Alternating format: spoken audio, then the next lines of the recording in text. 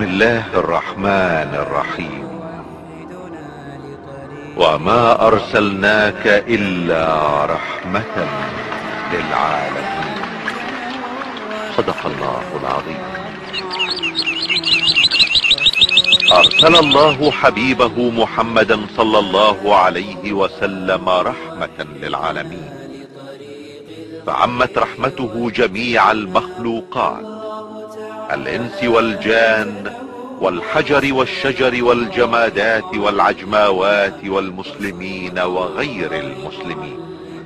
كان رسول الله صلى الله عليه وسلم إذا وجه الجيش لمقاتلة الظالمين المعتدين أمر أصحابه بأن لا يقتلوا شيخا ولا طفلا ولا امرأة، ولا يقطعوا شجرا، ولا يخربوا عامرا، ولا يعقروا شاة ولا بعيرا إلا لمأكله.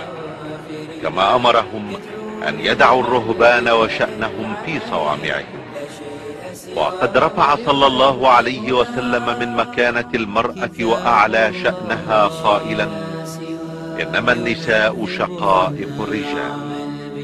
وغمرت رحمته الطفولة وامتدت لتشمل كل الكائنات، لدرجة أنه أمر أصحابه بعدم حرق النمل قائلا: لا ينبغي أن يعذب بالنار إلا رب النار.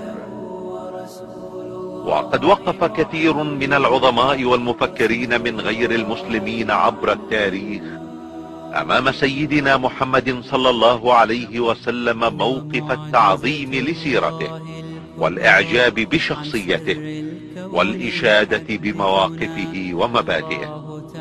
فهذا هرقل عظيم الروم يطرح كثيرا من الأسئلة عن النبي صلى الله عليه وسلم على أبي سفيان، لينتهي به المطاف بصدق دعوة محمد قائلا: لو كنت عنده لغسلت عن قدمه. أما النجاشي ملك الحبشة فقد أخضل بكاه لحيته عندما سمع بعض ما جاء به محمد قائلا: إن هذا الكلام والذي جاء به عيسى ليخرجان من مشكاة واحدة. يقول المفكر الفرنسي لامارتين: محمد هو النبي الفيلسوف الخطيب المشرع المحارب قاهر الأهواء. وبالنظر لكل مقاييس العظمة البشرية أود أن أتساءل: هل هناك من هو أعظم من النبي محمد؟ أما الأديب الإنجليزي الشهير برنارد شو فيقول: إن العالم أحوج ما يكون إلى رجل في تفكير محمد، هذا النبي الذي لو تولى أمر العالم اليوم لوفق في حل مشكلاتنا بما يؤمن السلام والسعادة التي يرنو البشر إليها.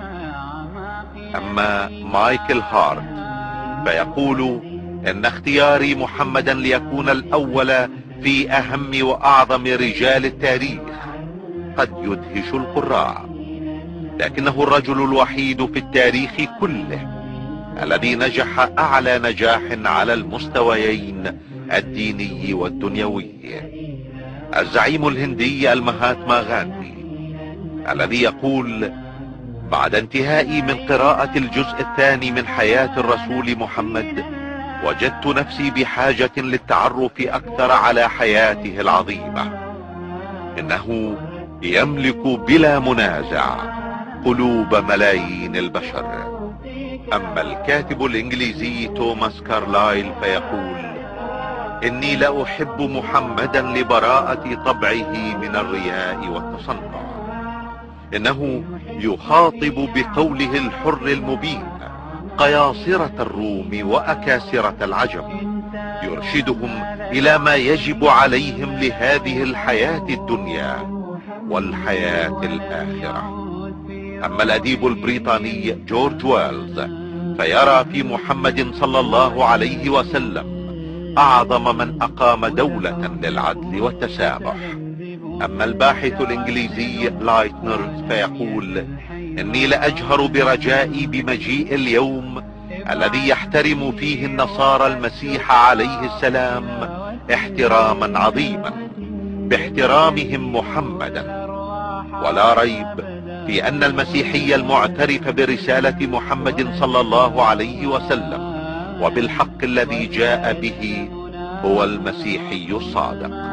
ويرى الأديب الروسي الشهير تولستوي أن شريعة محمد ستسود العالم لانسجامها مع العقل والحكمة. ويقول المستشرق ميشون إن الإسلام الذي أمر بالجهاد قد تسامح مع أتباع الأديان الأخرى، وبفضل تعاليم محمد لم يمس عمر بن الخطاب المسيحيين بسوء حين فتح القدس. ويقول المؤرخ الفرنسي غوستاف لوبون إن محمدا هو أعظم رجال التاريخ. أما مؤلف موسوعة قصة الحضارة ويل ديورانت فيقول: إذا ما حكمنا على العظمة بما كان للعظيم من أثر في الناس قلنا إن محمدا هو أعظم عظماء التاريخ. وصدق الله العظيم إذ يقول: وإنك لعلى خلق عظيم.